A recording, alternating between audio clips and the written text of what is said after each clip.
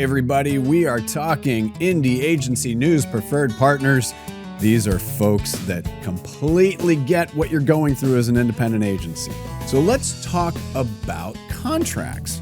Without the right language in your service agreements or statements of work, you're leaving the door open to, oh boy, scope creep, payment disputes, and excessive IP risks, among other things. Matchstick Legal, one of our preferred partners, offers a free report card analysis where they review and rate your MSA and SOW against more than 50 criteria. Find out if you're getting an A+ or need improvement at matchstick.legal and see all of our partners at indieagency.partners. Hello and welcome to another Indie Work Showcase here on Indie Agency News. Thank you for joining us. National nonprofit American Student Assistance, which has been around for 70 years now, was looking for a new identity.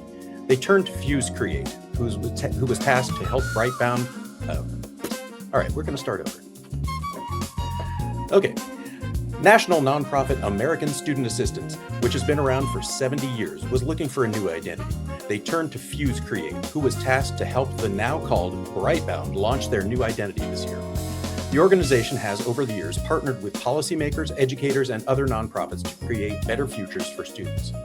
Fuse Create's task was to build nationwide awareness of Brightbound and clearly explain what they do with three key audiences: partners and community groups, educators, and parents, most of whom have little to no familiarity with the brand. Joining us today from Fuse Create is Steve Miller, partner and executive creative director, and Greg Smith, VP of Marketing at Brightbound. Thanks for joining us. Thank you. Thanks. All right, so let's get into this. Let's talk about how you two came together with American Student Assistance. How did they find Fuse Create, and how did you kind of get this joint together? Greg, you want to start? Sure. Yeah, happy to start. So I tapped into my network of marketers. I've been doing this for 30 years to ask if they knew of any agencies that would be great that I didn't know of, and was introduced to Fuse through someone I knew. And I think we just hit it off from the beginning. We were really excited to talk to them, loved their thinking, loved their big ideas, the work examples they shared, and it kind of went from there. Wonderful. And so, Greg, also tell me why the need after 70 years of existence? Why did you want to refresh and rebrand? Sure, good question. American Student Assistance started as a loan guarantor in 1956. So when you went to college and got a loan back then, you had to have someone co-sign it. We were in that business until about 2010, and at that point, the government in the US stepped in and started getting more involved in student lending. That business was going to go away. And so we kind of shifted into becoming a nonprofit. And as we did more and more in the nonprofit space, really the name just didn't reflect who we were anymore. The name American Student Assistance sounds like a financial services firm. It was great when we were in that business, but we were no longer in it. So we needed a new name that could scale with us as we continue to grow in new areas. Gotcha. All right. So, Steve, talk about coming together with now Brightbound, and how what the brief was and how you connected and made this new identity for them. Yeah, it was great. We had a couple of phone calls at first, and then myself and the team flew down to Boston to meet in person. We went through the branding process with an agency partner of ours, Jackknife Design. And so Jackknife and ourselves flew down and we met with the team and we pitched, for the business. And as I think, as Greg mentioned, it was a really great room. We just got along really well, and there was a great sort of fit, I think, culture-wise, and the work seemed to resonate both from a design perspective and also from a sort of a campaign creative perspective. And so as we embarked on this journey, it was really about understanding the needs and the wants, both of the brand, but also of the end recipients of their good, and also the different target audiences, of course, that they needed to reach. So, the brief was, we didn't want to, of course, alienate any of the people who already, knew the organization, had a great relationship with the organization. But we needed to bring more people in, and we needed to change the way people perceived the organization. And so making sure that we were future forward while not sort of giving up some of the past values and some of the past good. That was an important part of the brief. And making sure that we stuck to the values of the organization. So, positivity was big, optimism, career focused, and also a name and a brand that would appeal to both the sort of B2C community, but also the B2B community, which was also really, really important. Got it. Okay. So, Greg, I'll come back to you because, I think it's important. You have a 70-year legacy, obviously, and you really, you want to keep appealing to those who've already used you, but, modernize it and come up to speed. So what was the process of changing from American Student Assistant over to Brightbound? I mean, the process, well, you want to talk through the selection process or once we started working with Fuse? Let's go with when you started working with Fuse. Sure. I mean, the process was, starting with the name. We wanted to first get the name right, and obviously went through multiple rounds of review and different discussions. And it was interesting. We heard Brightbound early on. We liked it. We didn't love it, but as we saw more naming options, we really came to love it, and it just thought it would work so well for everything we did. And then from there, we moved into, logo and visual identity work. Again, kind of similar process going through multiple rounds, and then eventually moved on to the national campaign. And as part of that, ultimately decided we needed a new website as well. So why not? Threw that in to the workload and got that done. Gotcha. All right, so let's look at the work here. We have the first 30, and that'll kind of give us a little foundation as to where you took it, where it was, and how you've modernized it. Cavities on 1-9. Careers aren't one size fits all. Hey, hand me that toenailer. Hello? And finding the right job Scalpel. is all about finding the right fit. Brightbound helps students discover their strengths. Hey, Mark. And find the careers they were meant for. Because when you find what fits, it all just feels right. I love that. That's a lot of fun. So Steve, talk me through how that came about, and how you kind of had that dichotomy of the people that were totally wrong for the job, and how that became the overarching message. Yeah, actually seeing it again after not seeing it for a while kind of brought a smile to my face. It was a really great project to work on. And one of the things about Brightbound and that name was all about, it's two components. It's bright and bound. And bright was that sort of bright future, the positivity, the optimism that Brightbound gives students as they think about careers in the future. And then bound was that kind of future forward. It was about energy and wanting to make sure that was conveyed in this particular brand.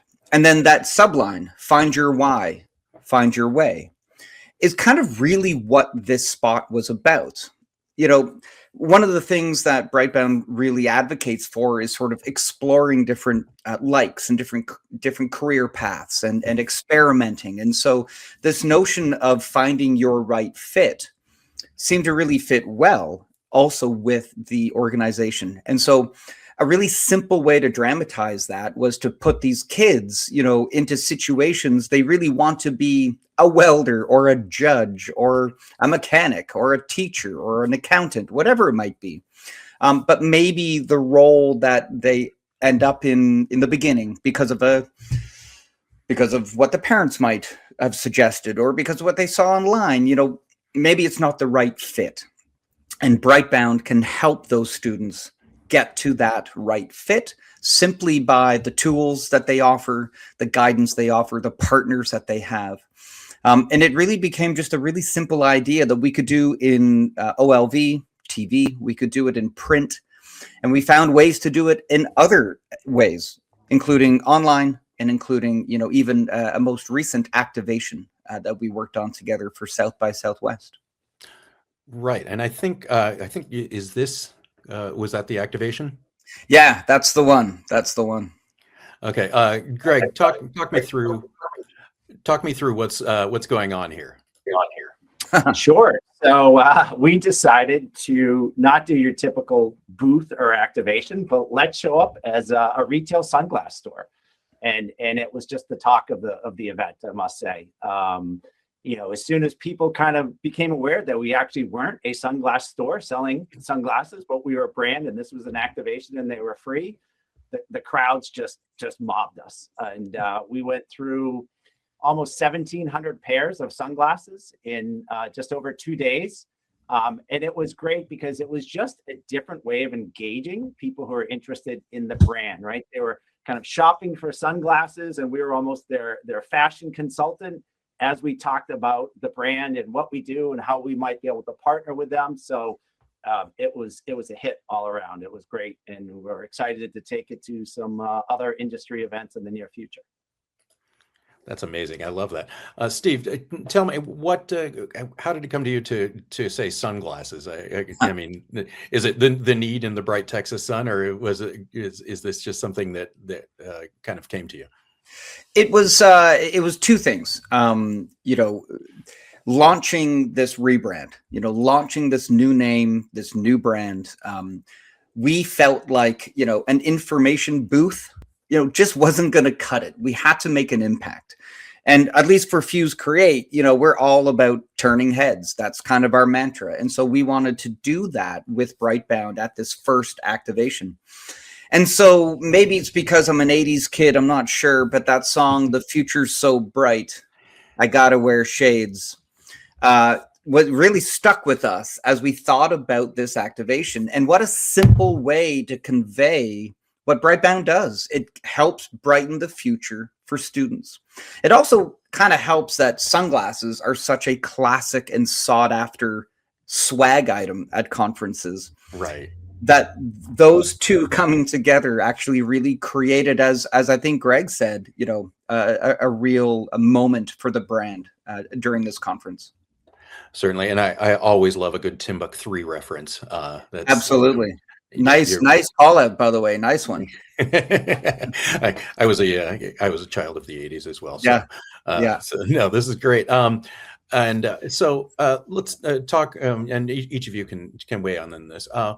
What are some of the things that you learned with this project that surprised you, either personal or professional? And Greg, I'll go with you first.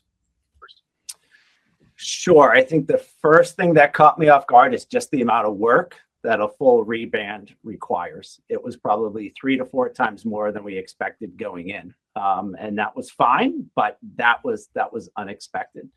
I think the other thing is just the stress of a rebrand, right? Rebranding last year when you had the whole Cracker Barrel rebrand kind of front and center and everyone saying, God, are we going to make the same mistake too? Is this going to really resonate with our consumers? So there was a lot of stress involved. And I think the final thing that really surprised me is just the overall positive reaction that we've received to it. You always think, yeah, hopefully most people like it. Some people are not going to like it.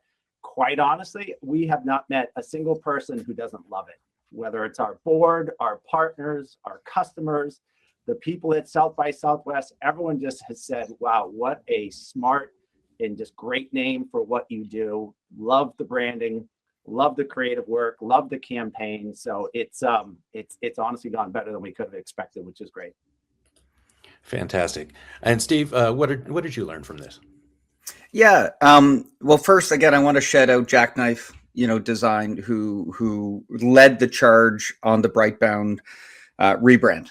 We worked with them super closely, and they're awesome. And I happen to know one of them from a very long time ago, and they're great. And they really, kicked off this relationship and this brand in the absolutely right direction.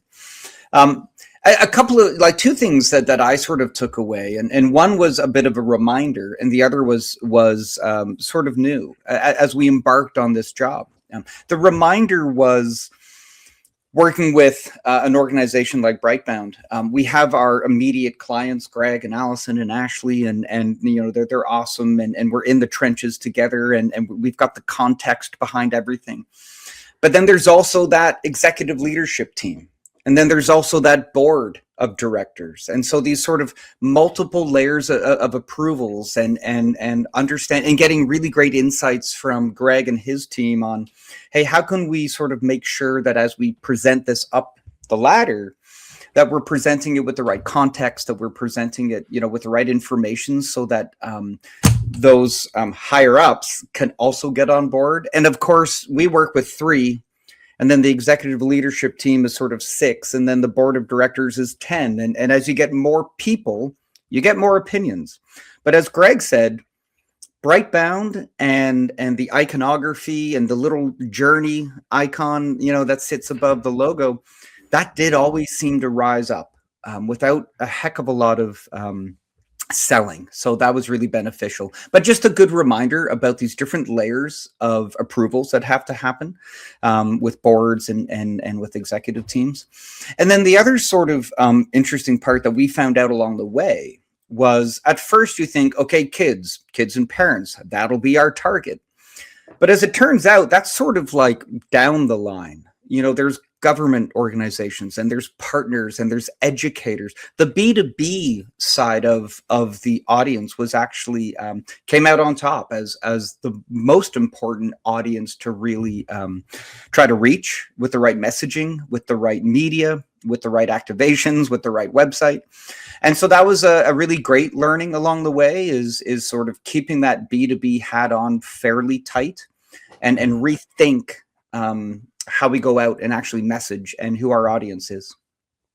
Great. And so where does this go from here? And Greg, I'll go to you first. Where do you want to take this? You said you wanted to go to other events with your booth, which is fantastic. How do you continue this story? Sure. I mean, I think we continue this story through not only extending the campaign that's running right now, and maybe doing a V2 of it in the fall. But I think just continuing to push out all of our great new messaging and brand to all these new audiences that we're engaging with, whether it's parents, teachers, etc. Steve, from your end? Yeah, it's a really exciting, moment, I think, for Brightbound, and the early success Greg has talked about really is just, for us, exciting to build on that momentum. And we're in lots of talks about different ways, yes, to extend the campaign, to build a sort of 2.0 creatively. We've got a show coming up in April that takes this booth and actually expands it to, from a footprint perspective, but also just from an experience perspective. So we get excited when the work works, and the work has certainly worked in this case. So we're super excited. Wonderful. Well, everybody should check it out. And it really is great work, especially taking a 70-year-old organization and refreshing it and just having the positive feedback you've had. So thank you, Steve, Greg. It's been a pleasure. Thanks to the both of you, and thanks everybody for listening. We appreciate it. Thank you.